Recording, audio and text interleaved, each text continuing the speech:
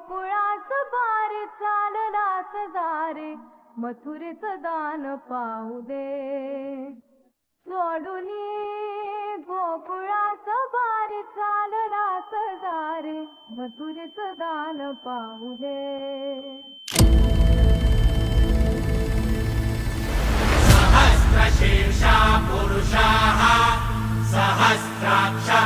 सहस्रपात् स भूमिं विश्वतो वृत्वा